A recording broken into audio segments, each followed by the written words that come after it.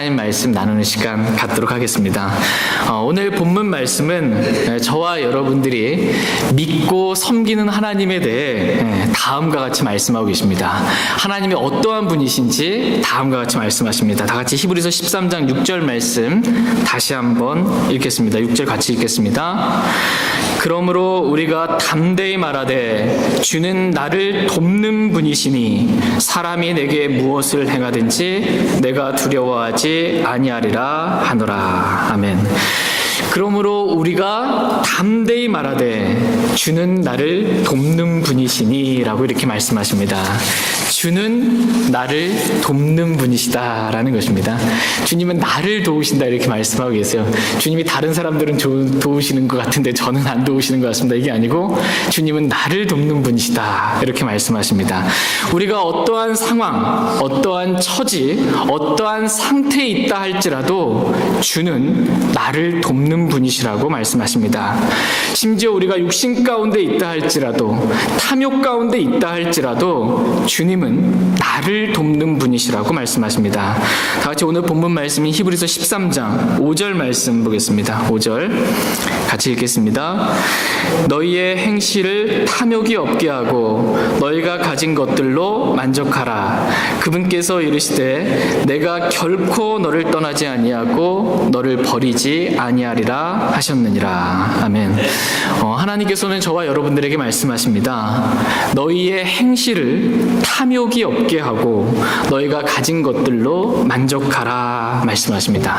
탐욕이 없게 하고 너희가 가진 것들로 만족하라는 것입니다. 골로새서 3장 5절 말씀에서는 탐욕에 대해서 좀 더 강하고 분명하게 말씀하십니다. 그러므로 땅에 있는 너희 지체들을 죽이라. 그것들은 음행과 부정함과 무절제한 애정과 악한 욕정과 탐욕이니 탐욕은 우상 숭배니라. 탐욕은 우상 숭배다라고 말씀하십니다. 그렇다면 탐욕을 부리는 자는 어떠한 자가 되는 것입니까? 탐욕은 우상 숭배면 탐욕을 부리는 자는 우상 숭배자다라고 성경은 말씀하십니다. 에베소서 5장 5절 말씀에 보면 탐욕을 부리는 자 곧 우상 숭배자는 이라고 이렇게 말씀하십니다. 탐욕을 부리는 자가 곧 우상 숭배자라는 것입니다. 만약 저와 여러분들이 탐욕을 부리는 자라면 하나님께서는 저와 여러분들을 가리켜서 우상 숭배자라고 말씀하십니다. 성경은 탐욕에 대해서 너무나 분명하게 또 너무나 강력하게 말씀하십니다.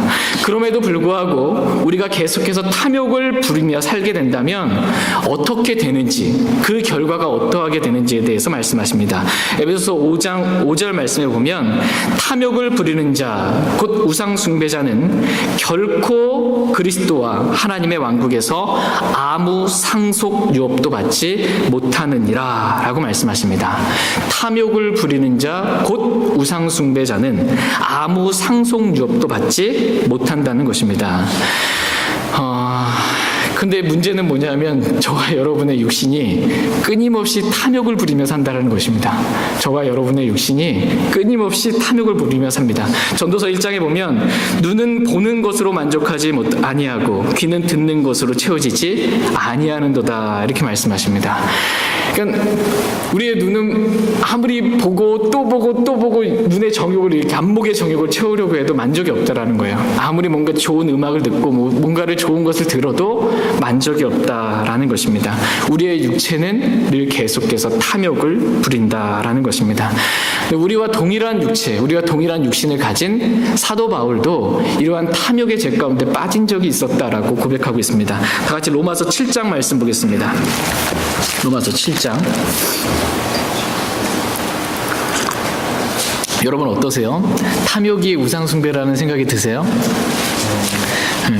뭐 다 누구나 가질 수 있는 일반적인 수요가 아닌가 이렇게 생각할 수 있는데 성경은 탐욕이 우상 숭배고 탐욕을 부린 자는 우상 숭배자다 이렇게 말씀을 하십니다. 로마서 7장 7절 8절 말씀 보겠습니다.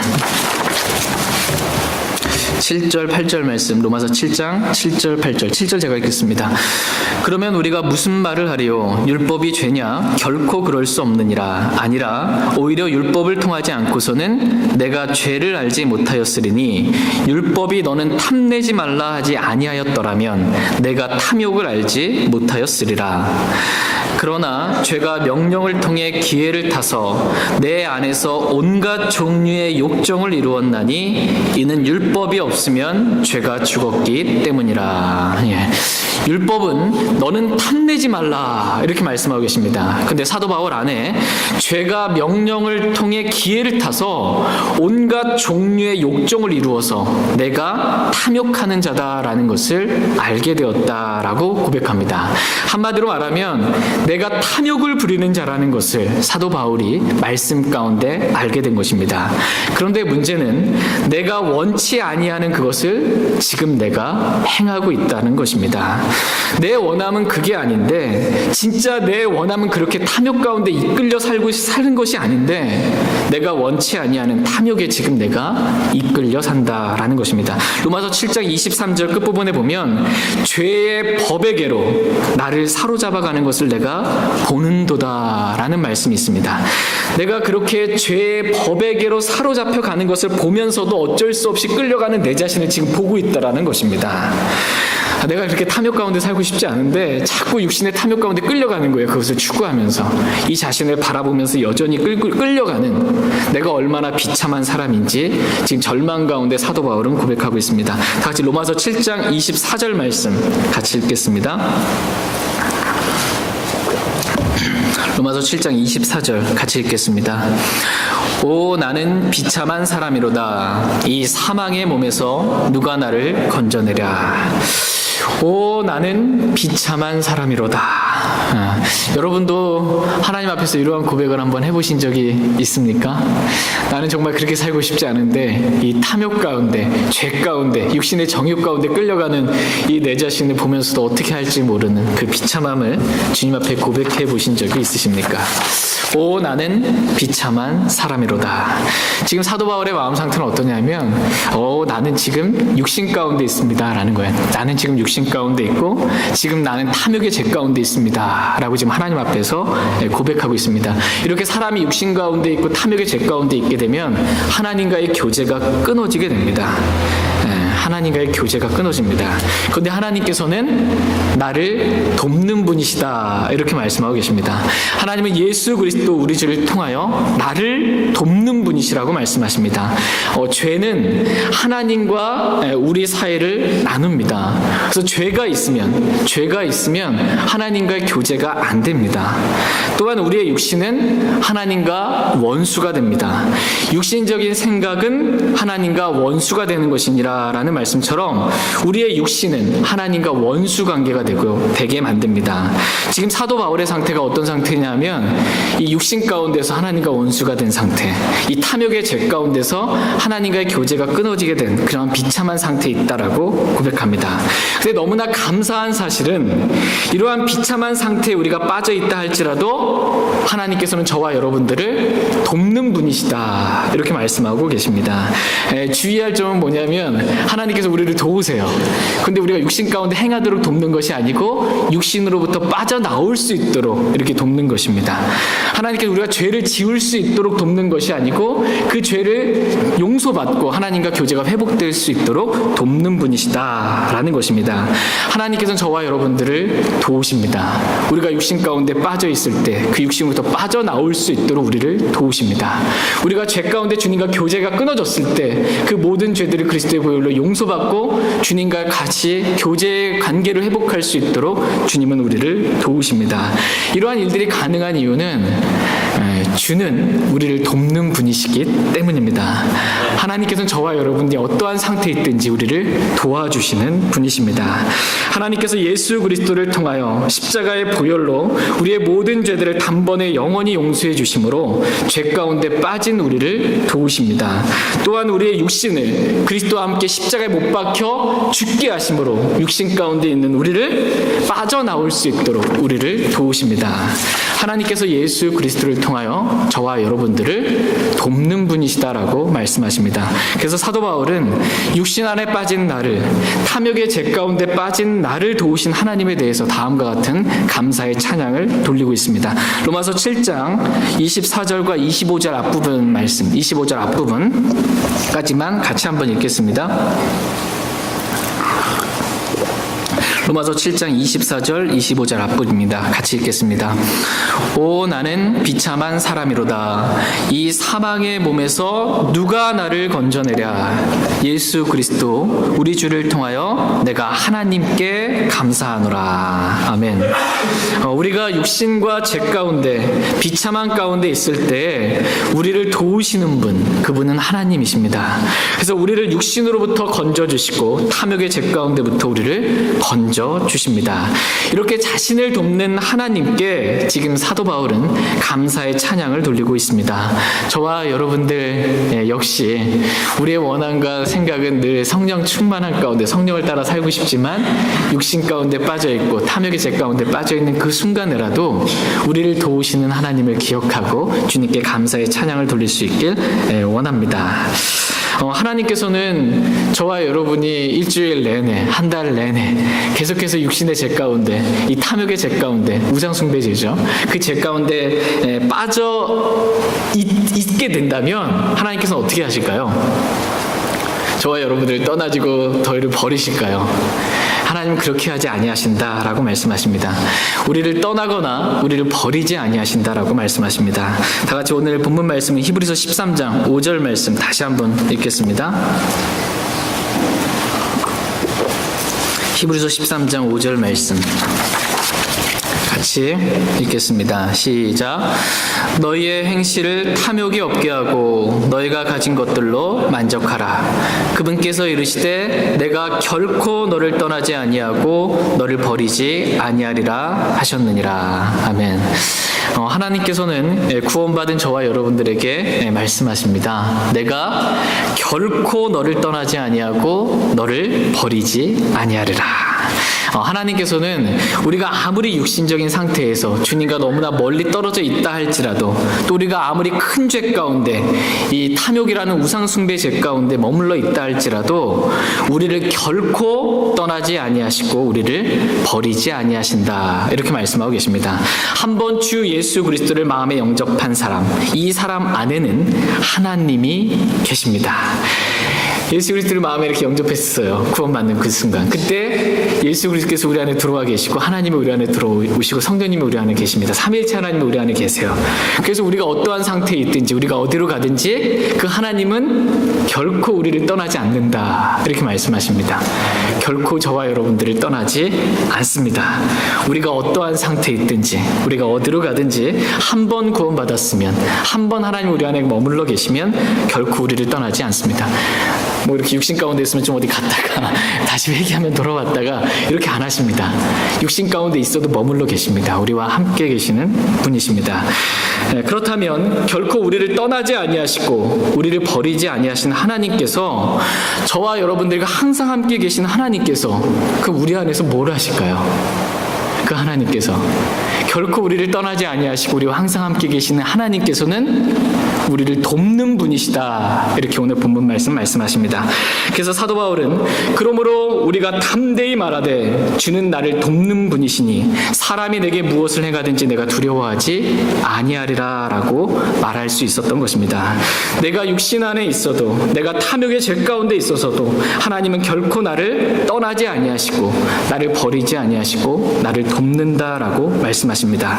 뿐만 아니라 하나님께서는 우리가 절망 가운데 있다 할지라도 우리를 도우시는 분이시다라고 말씀하십니다. 다 같이 열왕기상 19장 말씀 보겠습니다.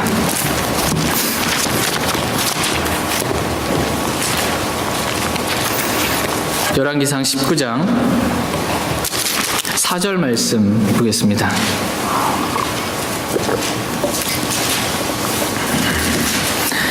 열왕기상 19장 4절 말씀. 열왕기상 19장 4절 찾으셨으면 같이 읽겠습니다. 그러나 그가 스스로 하룻길을 가서 광야로 들어가 로뎀나무에 이르러 그 밑에 앉아 스스로 죽기를 구하여 이르되 오 주여 조카오니 이제 내 생명을 취하시옵소서. 나는 내 조상들보다 낫지 아니하리나이다 하고.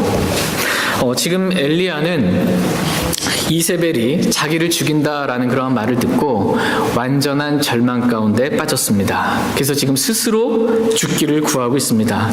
오 주여 조카오니 이제 내 생명을 취하시옵소서라고 지금 절망 가운데 하나님 앞에 나아가 어떻게 보면 말이 안 되는 그러한 기도를 지금 하고 있는 것입니다. 하나님께서 이러한 절망 가운데 있는 엘리야에게 찾아와서 주의 천사를 통해 그를 어루만지면서 일어나 먹으라라고 두 번에 거쳐서 주님의 말씀으로 그를 돕고 계십니다. 그래서 엘리야가 다시 힘을 얻고 회복하고 일어나서 주님을 섬길 수 있게 되었다라고 이렇게 계속해서 말씀해주고 있습니다. 이와 같이 하나님께서는 절망 가운데 스스로 죽기를 구하고 있는 그 사람을 도우시는 분이시다 이렇게 말씀하십니다. 또한 하나님께서는 연약함 가운데 있는 우리를 도우시는 분이시라고 말씀하십니다. 다 같이 로마서 8장 말씀 보겠습니다. 로마서 8장 26절 말씀 보겠습니다.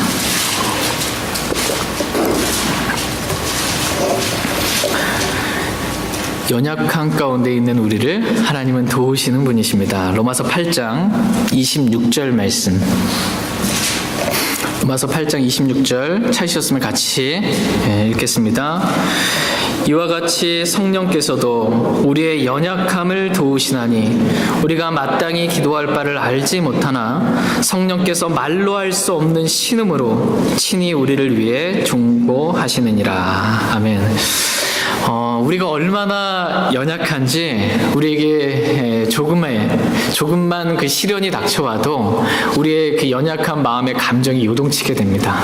정말 마음이 너무나 연약한 감정 가운데 휩싸여지게 이렇게 됩니다. 그래서 기도할 힘조차도 나지 않을 때가 있습니다. 그런데 너무나 감사한 사실은 성령 하나님께서 우리의 연약함을 도우신다라는 것입니다.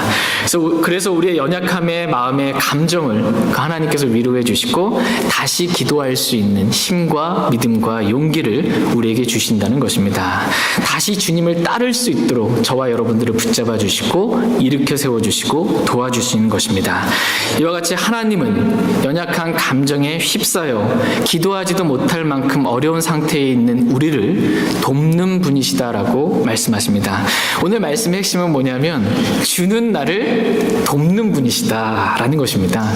내가 어떠한 상태에 있든지 주님은 나를 버리지 아니하시고 나를 떠나지 아니하시고 주님은 나를 돕는 분이시다라는 것입니다. 이러한 말씀을 믿음 가운데 받아들임으로 우리가 평안과 안식을 얻을 수 있게 되길 원합니다. 다윗은 자신이 믿고 섬기는 하나님이 어떠한 분이신지 알았습니다. 그래서 다음과 같이 다윗은 고백합니다. 다 같이 시편 54편 말씀 보겠습니다. 시편 54편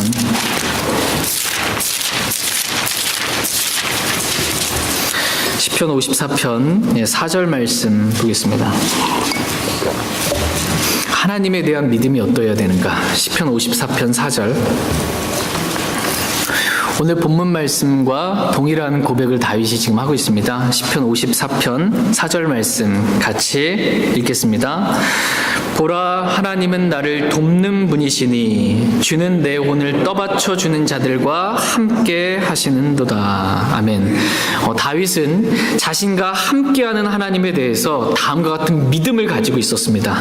하나님이 어떠한 분이신가 이렇게 했을 때 하나님 하면 이렇게 떠오르는 생각이 있잖아요. 하나님은 나에게서 어떠한 분이신가 라고 했을 때 하나님은 나를 돕는 분이시다 라는 것입니다. 저와 여러분들 역시 나에게 있어서 하나님은 어떠한 분이신가 라고 했을 때 하나님은 나를 돕는 분이시다라는 그런 믿음을 가질 수 있게 되길 애원합니다. 하나님은 저와 여러분들을 돕는 분이십니다.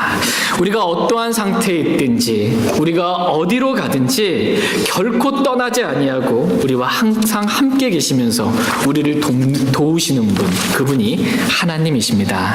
지금 다윗이 하나님은 나를 돕는 분이시니 라는 이 말씀을 기록할 때 상황이 어떠한 상황이었는지 한번 보도록 하겠습니다. 시편 54편 제가 읽었는데 1절 그 위에 있는 그 말씀을 한번 보시면 다윗의 상황이 어떠했는지 이 시편 말씀 기록할 때 어떠했는지 기록해주고 있습니다. 54편과 1절 사이에 그 기록이 있습니다. 설명이 있는데 보면 다윗의 시라고 이렇게 첫 줄 끝부분에 돼 있고 10사람들이 사울에게 이르러 말하기를 다윗이 우리와 함께 숨지 아니하나이까 라고 하였을 때 지은 시라고 이렇게 기록되어 있습니다. 이 상황에 대해서 사무엘상 23장에 잘 기록되어 있습니다. 지금 상황이 어떠한지 사무엘상 23장 한번 보겠습니다. 사무엘상 23장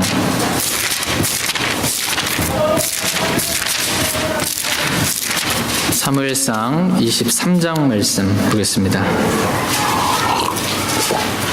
주는 나를 돕는 분이시니 하나님은 나를 돕는 분이시니 라고 이렇게 고백했을 때 다윗이 처해 있었던 상황, 사무엘상 23장 23절 말씀 끝부분에 보시면 23절 끝부분에 내가 유다의 수천 곳을 모두 두루 다녀서라도 그를 찾아내리라 하니라 라는 말씀이 나옵니다. 지금 이 말은 누가 했냐면 사울 왕이 지금 하고 있습니다. 사울 왕이 내가 유다의 수천 곳을 모두 두루 다녀서라도 다윗을 반드시 찾아내어 내가 죽이겠다 라고 지금 이렇게 결심하고 있는 겁니다.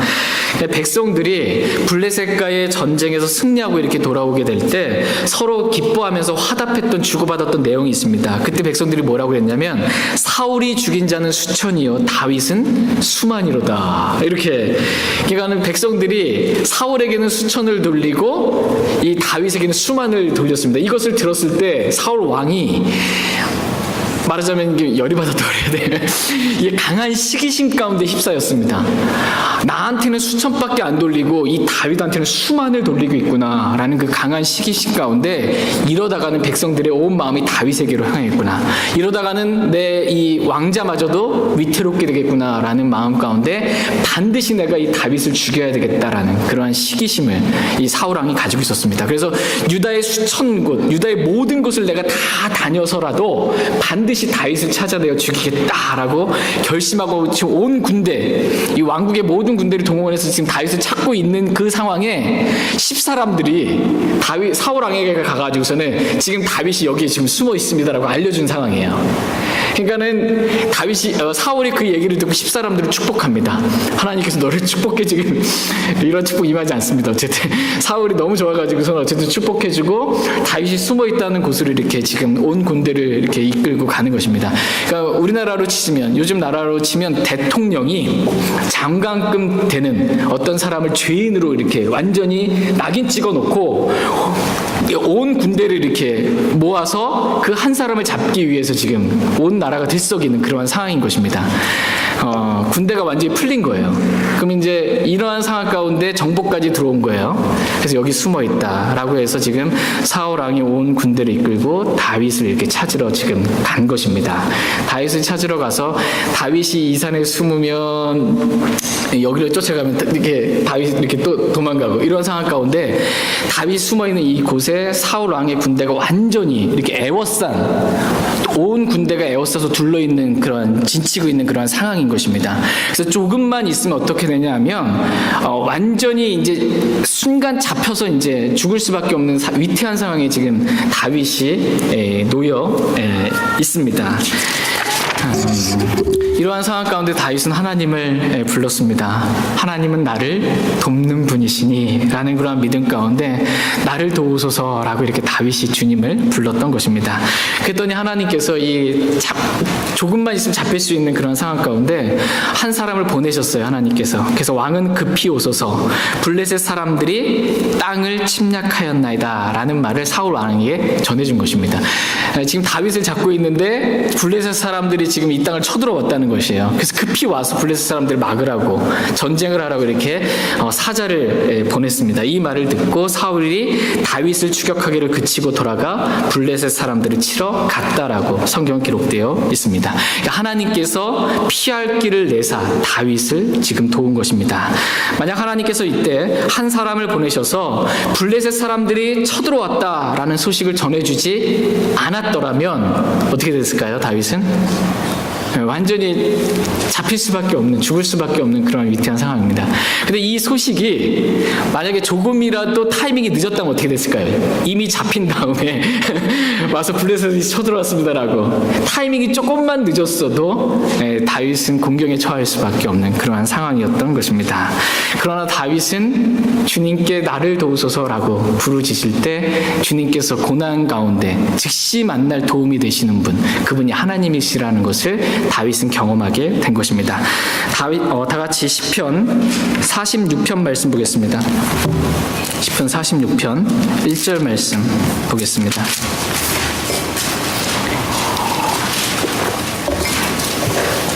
시편 46편 1절 말씀, 앞으로 시편 말씀 좀 많이 찾아보겠습니다. 시편 46편 1절 말씀, 시편 46편 1절입니다. 다 같이 찾으셨으면 같이 읽겠습니다. 하나님은 우리의 피난처시요 힘이시니 참으로 고난 중에 즉시 만날 도움이시라. 아멘. 하나님은 우리의 피난처이시고 힘이시며 참으로 고난 중에 즉시 만날 도움이 되시는 분이십니다. 하나님이 고난 중에 즉시 만날 도움이라는 것입니다. 그러니까 하나님이 뭐라는 거예요? 하나님이 나의 도움이시다라는 것입니다. 주는 나를 돕는 분이시다라는 것입니다. 이러한 믿음을 저와 여러분 모두가 오늘 가질 수 있게 되길 원합니다.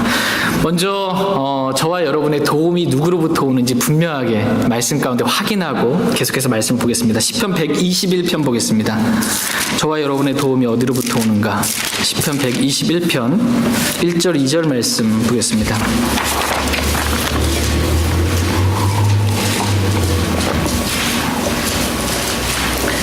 시편 121편 1절 2절 말씀.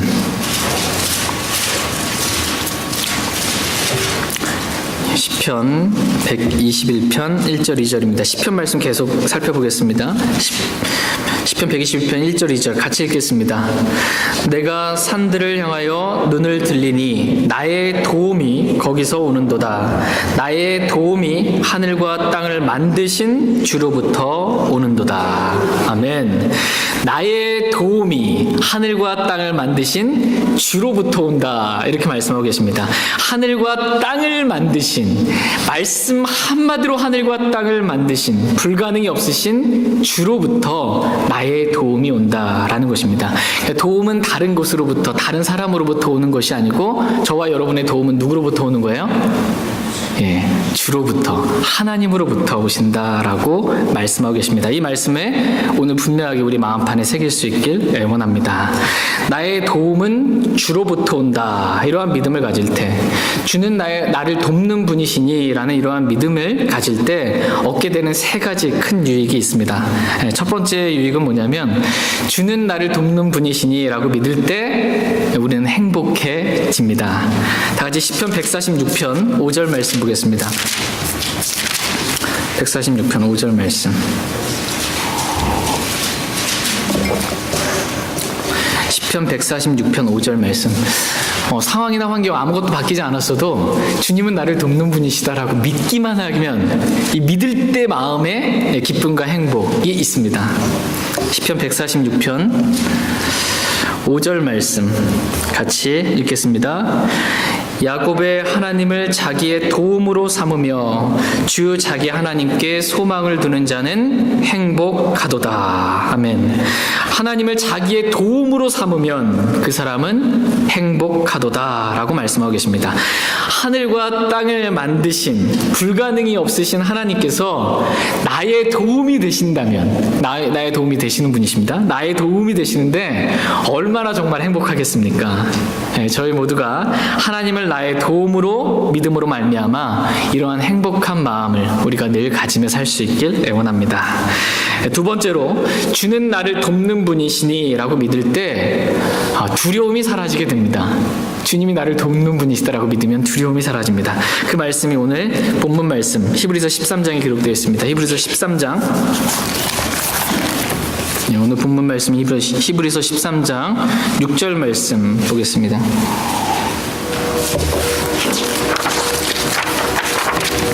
히브리서 13장 6절 말씀 같이 읽겠습니다. 그러므로 우리가 담대히 말하되 주는 나를 돕는 분이시니 사람이 내게 무엇을 행하든지 내가 두려워하지 아니하리라 하노라. 아멘. 주는 나를 돕는 분이시니 라고 우리가 믿을 때 우리는 사람이 내게 무엇을 행하든지 두렵지 않게 된다라고 말씀하십니다. 그러니까 하나님께서 나를 도와주시는데 뭐가 두렵겠냐라는 거예요. 하나님께서 나를 도와주시고 나를 지켜주시는데 사람이 나에게 뭘 행하든지 두려움이 없다라는 것입니다. 그러니까 파라오의 군대가 쫓아와도 하나님께서 어떤 분이세요? 홍해를 가르실 수 있는 분이세요. 그분이 있는데 뭐가 두렵겠냐라는 것입니다. 사울왕의 온 군대가 사방에서 나를 애워싸도 하나님께서 피할 길을 내시는 분이신데 뭐가 두렵겠냐라는 것입니다. 100만 대군이 몰려와도 주께서 우리를 위해 친히 싸우시는데 무엇이 두렵겠냐라는 것입니다. 아사왕의 고백이 그랬습니다. 에티오피아에 이 100만 대군이 쫓아왔어요. 그 당시에 100만 대군은 엄청난 거예요. 100만 대군이 와가지고 이렇게 전쟁을 치르는데 적은 사람으로 돕든지 많은 사람으로 돕든지 아사왕의 고백이 주님 나를 도우시는 분이시기 때문에 내가 주님의 이름으로 가서 싸운다라는 거예요. 그 주께서 그들과 싸우심으로 승리를 허락해 주셨습니다. 주는 나를 돕는 분이시니 라는 이러한 믿음만 있으면 어떠한 상황 환경에 처한다 할지라도 두려움이 없게 된다라고 말씀하십니다.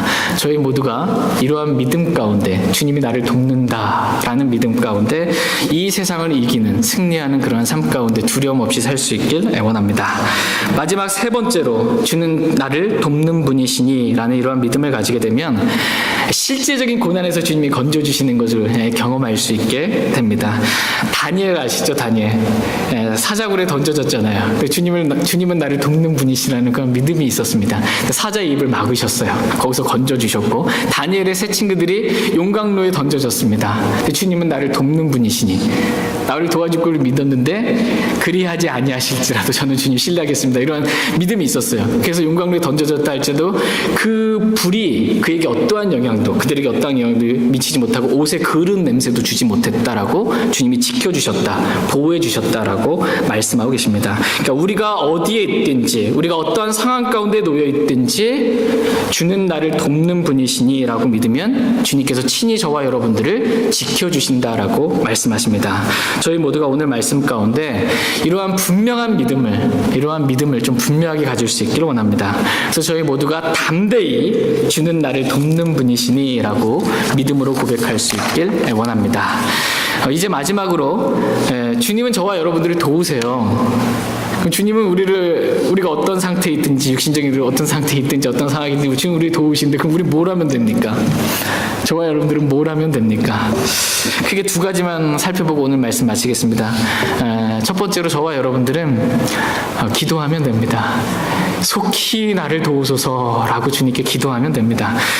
다윗도 얼마나 많이 이러한 기도를 드렸는지 모릅니다. 속히 나를 도우소서라는 기도를 시편에 읽어보면 많이 나와 있습니다. 오 나의 힘이시여 속히 나를 도우소서라고 시편 22편에 기록하고 시편 38편에서는 오 주 나의 구원이시여 속히 나를 도우소서라고 말씀하시고 시편 76편에서는 오 나의 하나님이시여 나를 속히 도우소서라고 이렇게 계속해서 다윗이 고백했던 건 뭐냐면 그 순간순간마다 하나님 저를 속히 도와주세요 라는 그런 기도를 계속해서 드렸다라는 것입니다. 저와 여러분들 역시 다윗과 같이 우리가 하루를 살면서 일주일을 살면서 계속해서 매 순간마다 하나님 속히 저를 도와주십시오 라고 이렇게 기도할 수 있게 되길 원합니다. 그럼 하나님께서 도와주세요. 그 순간 주님께 기도하면 주님께서 고난 중에 즉시 만날 도움이시기 때문에 저와 여러분들을 도와주신다라고 말씀하십니다.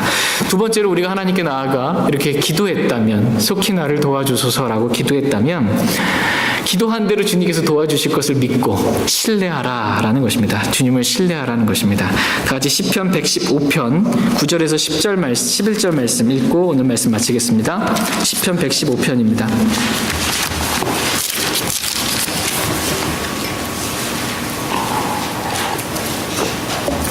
시편 115편 9절에서 11절 말씀 천천히 같이 한번 읽겠습니다. 시편 115편 9절에서 11절 말씀 9절 말씀 제가 먼저 읽겠습니다. 오 이스라엘아 너는 주를 신뢰하라. 그분은 그들의 도움이시오 그들의 방패시로다. 오 아론의 집아 주를 신뢰하라. 그분은 그들의 도움이시오 그들의 방패시로다. 주를 두려워하는 자들아 너희는 주를 신뢰하라. 그분은 그들의 도움이시오 그들의 방패시로다. 그분은 그들의 도움이시오 그들의 방패시로다 라는 말씀이 지금 3번에 걸쳐서 동일하게 반복적으로 등장하고 있습니다. 이 말씀의 의미는 뭐냐면 진짜 하나님께서 저와 여러분들의 도움이 되시고 방패가 되시는 분이시다라는 것입니다. 그러면서 또 반복적으로 등장하는 이 동일한 말씀이 있습니다. 그것은 너는 주를 신뢰하라 라는 말씀입니다. 너는 주를 신뢰하라. 그러니까 주님께서 도우실 걸 믿고 주님을 신뢰하라 라는 것입니다. 내가 육신 가운데 빠져 있고 탐욕이라는 죄 가운데 빠져 있을지라도 주께서는 나를 도우실 것을 믿으라 라는 것입니다. 내가 엘리야와 같이 절망 가운데 연약한 감정 가운데 있는 그 순간에도 주께서는 나를 도우실 것을 믿으라 라는 것입니다. 내가 사방에서 에워싸는 아무리 큰 고난 가운데 있다 할지라도 고난 가운데 즉시 만날 도움이 되신 하나님을 믿으라 라고 말씀하십니다. 이것이 저와 여러분들이 해야 될 일입니다. 저와 여러분들이 해야 될 일. 하나님의 일은 다른 것이 아닙니다. 너희가 믿는 것, 이것이 곧 하나님의 일이니라 라는 말씀처럼 주께서 나를 도우실 것이다 라고 믿는 것이 바로 저와 여러분들이 해야 될 일입니다. 저는 그래도 그런 믿음이 잘 생기지 않는데요. 이러면 어떨까요? 여러분 어떻게 이런 믿음이 잘 생기십니까? 여러분이 육신 가운데 빠져 있을 때, 죄악 가운데 빠져 있을 때 주님이 날 받아주시지 않으면 어떡할까? 이런 두려움 없으세요? 네. 큰 정말 고난과 어려움, 실제적인 삶의 어려움이 바로 내일 아침 뭔가 있어야 되는 그러한 재정적인 어려움이든 하여튼 무슨 어려움이든 그러한 게 있을 때 과연 주님이 내일까지 도와주실 수 있을까? 어떻습니까? 근데 주님께서는 분명하게 말씀하고 계십니다. 우리가 어떠한 상태에 있든지 어떠한 처지에 있든지 주님 우리를 돕는 분이시다라고 말씀하고 계십니다. 이런 믿음이 잘 안 생기게 된다면 저와 여러분들 해야 될 일은 한 가지입니다. 주님의 말씀을 듣고 주님의 말씀을 읽는 것입니다. 그러면 주님이 나를 도우신다라는 믿음이 생기게 됩니다. 왜냐하면 믿음은 들음에서 오며 들음은 하나님의 말씀에 의해 오느니라 라고 말씀하기 때문입니다. 말씀을 들으면 우리가 말씀을 읽으면 믿음이 생깁니다. 이 믿음이 생기게 되면 세상에 어떠한 고난과 환난과 어려움이 있어도 세상을 이기는 승리하는 믿음을 저와 여러분들이 소유하게 됩니다. 저희 모두가 주는 나를 돕는 분이시니 라는 믿음 가운데 매 순간마다 끊임없이 반복적으로 다윗과 같이 속히 나를 도우소서라고 이렇게 주님께 기도하며 살 수 있길 원합니다. 이렇게 기도함 가운데 주님께서 나를 도우실 것을 믿고 주님 안에서 또 안식하고 주를 신뢰하는 자는 행복하니라 라는 그런 말씀을 직접 경험하며 누리며 살 수 있게 되길 원합니다. 다 같이 일어나셔서 오늘 들은 말씀 기억하고 개인적으로 주님 앞에 나아가 기도하는 그런 시간 갖도록 하겠습니다.